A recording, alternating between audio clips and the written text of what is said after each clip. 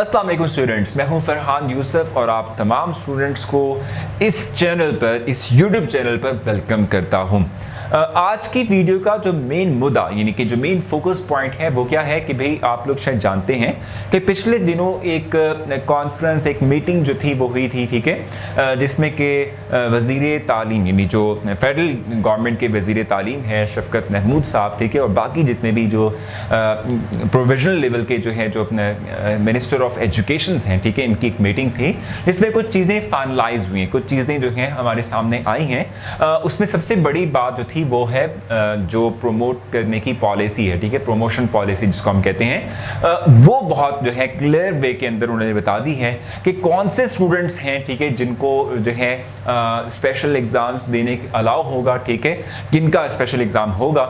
कौन से स्टूडेंट्स हैं जिनको डायरेक्टली प्रमोट किया जा रहा है, ठीक है। सो मैं इस वीडियो में आप लोगों से बात करूंगा रिलेटेड टू कि किन स्टूडेंट्स का स्पेशल एग्जाम कंडक्ट होगा, ठीक है। इससे मुतल्लिक मैं आप लोगों को थोड़ा सा आगाह करूंगा, ठीक है, इससे मुतालिक मैं आप लोगों को बताऊंगा, ठीक है। अब देखो पहला पॉइंट, सबसे पहला पॉइंट वो क्या है कि वो स्टूडेंट्स के जो कंपोजिट पेपर्स दे रहे थे। कंपोजिट पेपर्स का मतलब क्या होता है कि पार्ट 1 और पार्ट 2 के पेपर्स इकट्ठे दे रहे थे, ठीक है। इस तरह के जो हमारे स्टूडेंट्स हैं, ठीक है, इनके स्पेशल एग्जाम्स होंगे, इनको विदाउट पेपर्स ऐसे मार्क्स नहीं दिए जा रहे, ठीक है। तो वो स्टूडेंट्स के जो कंपोजिट पेपर्स दे रहे थे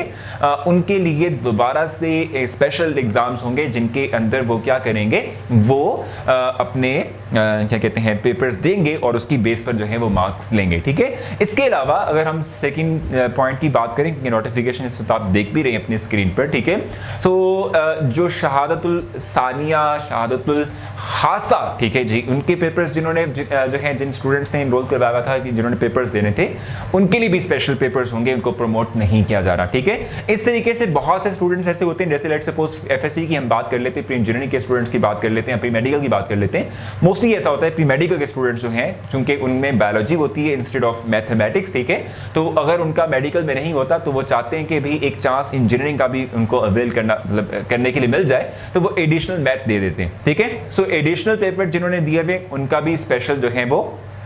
एग्जाम होगा, ठीक है, और वो भी जो है क्या करेंगे, इस स्पेशल एग्जाम जो है, ठीक है,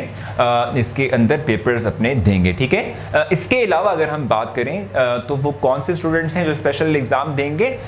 जो स्टूडेंट्स पार्ट 1 के पेपर में, क्योंकि पार्ट 1 के पेपर्स जो है जाहिर सी बात है सेकेंड ईयर के स्टूडेंट्स के हो चुके थे ना, ठीक है, तो मतलब प्रीवियस ईयर की बात मैं कर रहा हूँ उनके, ठीक है। तो अगर प्रीवियस ईयर पार्ट 1 के पेपर्स में से किसी पेपर में अगर वो गैर हाजिर थे तो ऐसे स्टूडेंट्स जो हैं वो स्पेशल एग्जाम्स देते हुए अपने पेपर को क्लियर करेंगे, ठीक है, यानी कि अपने जो टोटल मार्क्स हैं, ठीक है, यानी कि टोटल आप कहते हैं एफएससी को क्लियर करेंगे, ठीक है। इस तरीके से वो तमाम स्टूडेंट्स के जो इस प्रमोशन पॉलिसी से सेटिस्फाई नहीं है, वो समझते हैं कि शायद इस तरीके से उनके साथ जो है ज्यादती हो रही है या उनके मार्क्स उतने नहीं बनते जितने के वो एफर्ट करने के बाद हासिल कर सकते थे, ठीक है। इस तरह के स्टूडेंट्स जो हैं इनके लिए भी जो है क्या हो रहा है कि कहा गया है प्रमोशन पॉलिसी में कि वो भी इस प्रमोशन पॉलिसी को रिजेक्ट करते हुए